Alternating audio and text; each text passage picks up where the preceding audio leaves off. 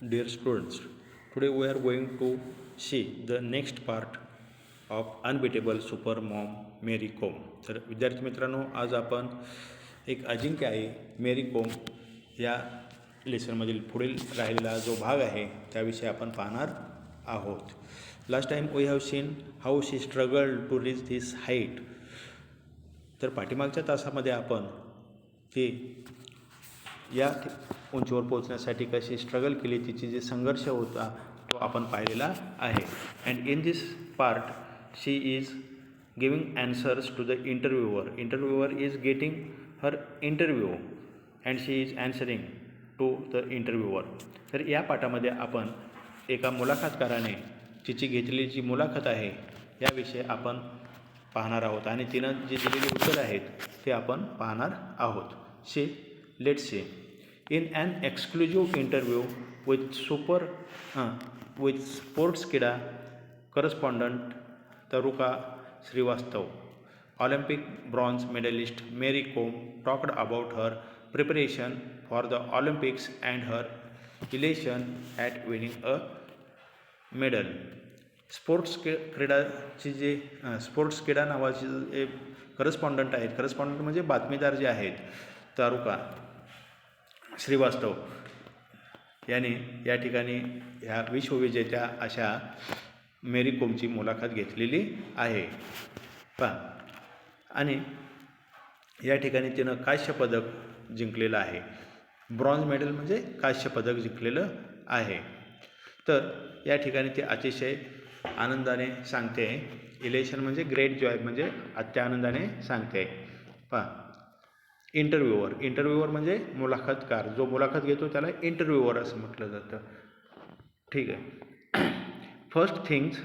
First you are the first Indian female boxer to win an Olympics medal for India.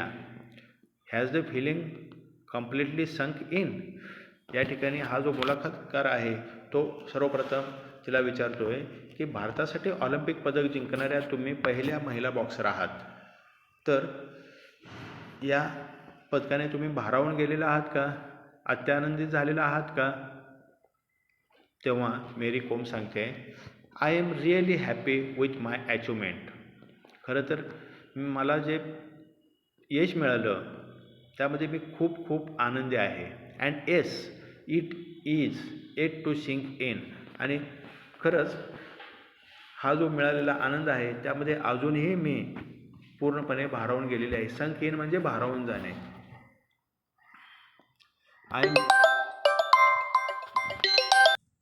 The interviewer asks the second question, you were the only female representative from India in boxing.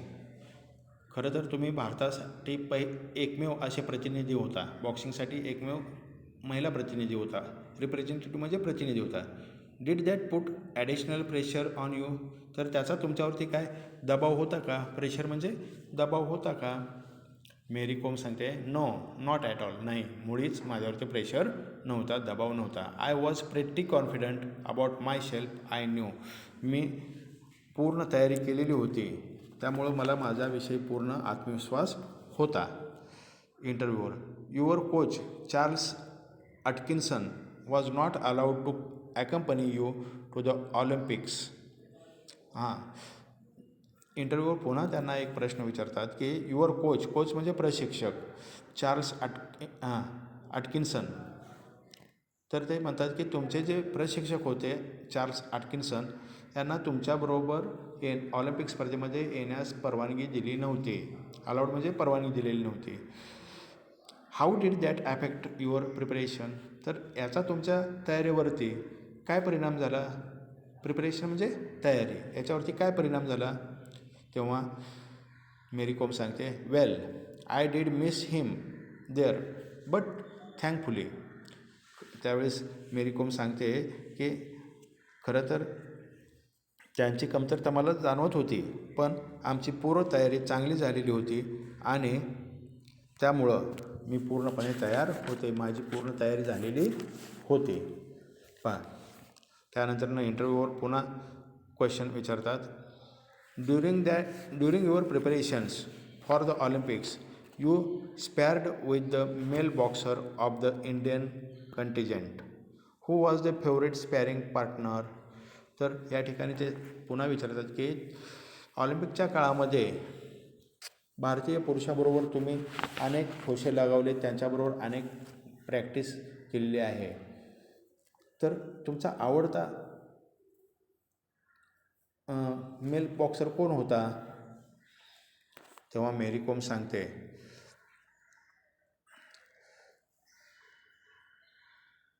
Laughs म्हणजे ते हसते. Well I trained hard in Pune and the male boxer were kind enough to practice with me whenever I requested them. तर ते सांगते की त्यावेळेस मी पुण्यात होते आणि त्या ठिकाणी अनेक बॉक्सर्सने माझ्याबरोबर प्रॅक्टिस केलेली आहे. The name to name a favourite would be unfair. आणि अनेक जणांनी माझ्याबरोबर प्रॅक्टिस केलेली असल्यामुळं सगळ्यांचंच सहकार्य मला लाभलेलं आहे, त्यामुळं मी कोणाचंही नाव घेणार नाही किंवा घेण्यात नाव सांगणं योग्य होणार नाही. Interviewer you were quoted saying Adams was very clever, a counter puncher, but although she carried power she wasn't very tactical. तर या ठिकाणी मुलाखतकार म्हणतो की ॲडम हा एक फार हुशार होता.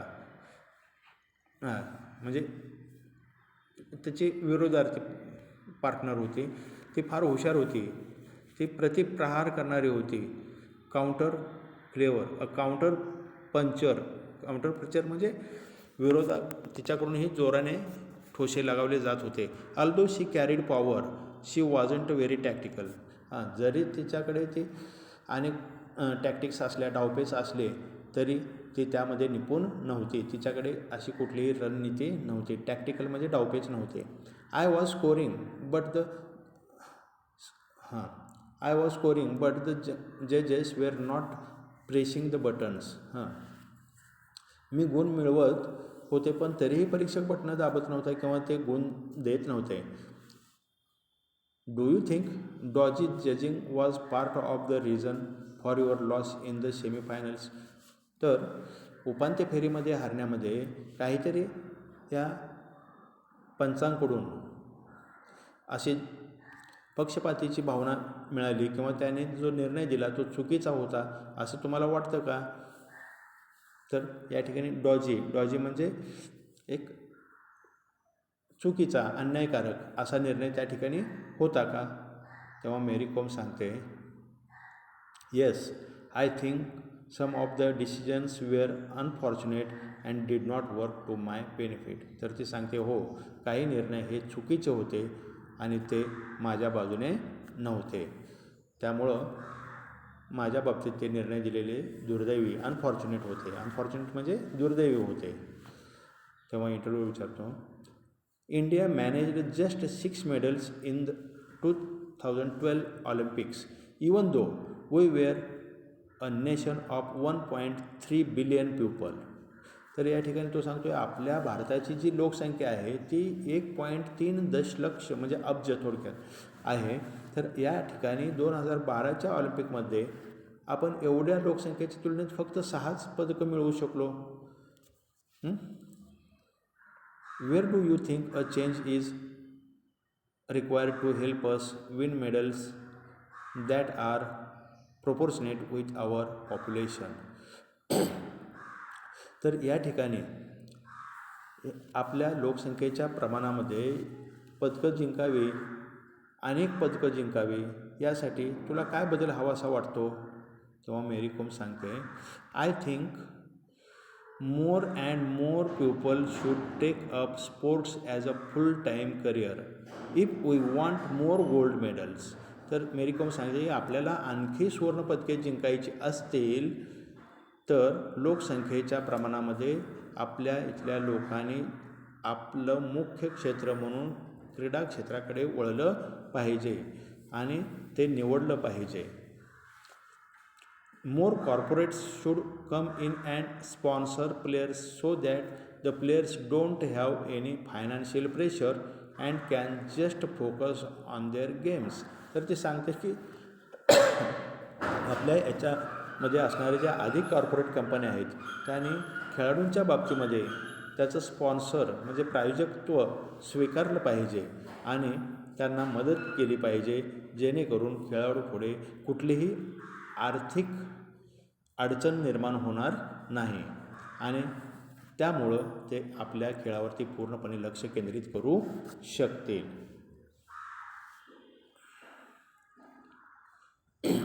इंटरव्ह्यूअर then asks another question, do you think interest in boxing in India will ever go beyond the Olympics. मग तो त्याला पुढचा प्रश्न विचारतो आहे की ऑलिम्पिक शिवाय आपल्या भारतामध्ये बॉक्सिंगच्या विषयी लोकांमध्ये आवड निर्माण होईल असं तुला वाटतं का. तेव्हा मेरी कोम सांगते, yes, I am sure that in a few years boxing will be very popular among everyone in India all the year round. तर ती म्हणते की हो, नक्कीच मला खात्री आहे की येत्या काही काळामध्ये बॉक्सिंग हा भारतामध्ये अतिशय लोकप्रिय असा खेळ होईल आणि तो वर्षभर खेळला जाईल. Next, the interviewer asks another question, how aware are Indian women of their nutritional requirements. तर तो म्हणतो की आपल्या भारतामध्ये ज्या महिला आहेत त्या महिलांमध्ये पोषण आहाराविषयी कितपत जागरूकता आहे. न्यूट्रिशनल रिक्वायरमेंट म्हणजे पोषण आहार, पोषक जो आवश्यक असलेला सर्व जीवनसत्वयुक्त असणारा जो आहार असतो, it is called nutritional. Diet and nutrition must have been a key factor in your conditioning for the Olympics. तर तो सांगतो की आहार आणि पोषण, डाएट म्हणजे आहार आणि न्यूट्रिशन म्हणजे पोषक आहार, तर ह्या ज्या दोन गोष्टी आहेत त्या ऑलिम्पिक तयारीसाठी खूप महत्त्वाच्या असतात.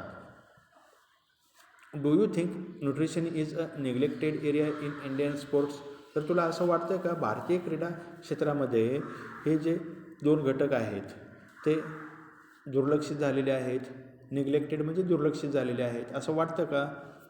तेव्हा मेरी कोम सांगते, काय म्हणते पहा, the awareness is growing now among the female athletes when it comes to nutritional requirements. तर ती म्हणते की आपल्या भारतामध्ये ज्या महिला खेळाडू आहेत त्यांच्यामध्ये आहाराविषयक जागरूकता निर्माण झालेली आहे. Nutrition has definitely been a neglected area in Indian sports. आणि खरं सांगायचं म्हणजे भारतीय क्षेत्रामध्ये हा जो आहार किंवा पोषक द्रव्य आहे, पोषक आहार आहे